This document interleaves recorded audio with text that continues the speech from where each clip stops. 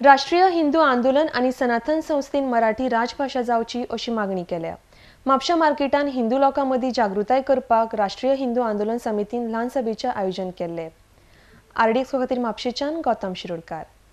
खरं म्हणजे गोव्याची राजभाषा पूर्वीपासूनच मराठी आहे, ती कोकणी होऊ शकत नाही। कोकणीची तितकी ताकदच नाही जी राजभाषा होऊ शकते। परंतु मतांच्या राजकारणात कोकणीच्या बाजूने लोक राहिले आणि कोकणी राजभाषा झाली आणि मराठीला तिचं हक्काचं स्थान मिळू शकलं नाही, ही अत्यंत लाजिरवाणी गोष्ट आहे। काही जण म्हणतात की ती महाराष्ट्राची मराठी, आम्हाला कशाला? मराठी ही महाराष्ट्राची जरी भाषा असली तरी ती गोव्याची भाषाच होती, परंतु राजकारण्यांनी त्यात थोडा बदल केला। आता कोकणी राजभाषा यांनी केली, परंतु राजकारभार कोकणीतून चालतो का हो? मला आठवतं ज्यावेळी भाषेचं आंदोलन झालं त्यावेळी दक्षिण गोव्यातील लोक कोकणी राजभाषा पाहिजे म्हणून आपल्या घरादारांना कुलप ठोकून सगळी लोक बाहेर येत होती, रस्त्यावर येत होती, त्यांची गर्दी दिसत होती।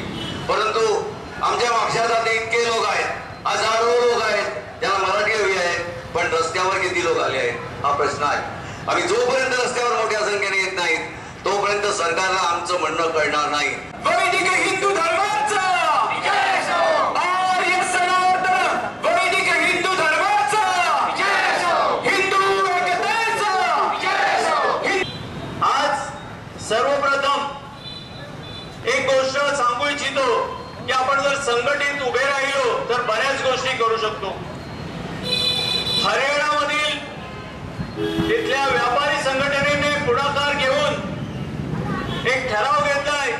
असं दिसून येतं की तिथं लहान मुलं आहेत। आम्ही बऱ्याच वेळा डॉक्टरांना भेटतो तर डॉक्टर गावसे आहेत, त्यांनी सांगितलं की दिवाळी, गणेश चतुर्थी यावेळी हमखास लहान मुलं आजारी होतात, भले ती बाहेर गेली किंवा नाही गेली तरी, कारण वायू प्रदूषण मोठ्या प्रमाणात आपण हे फटाके वापरतो आणि याचा दुष्परिणाम आपल्या सर्वांच्या आरोग्यावर होत असतो।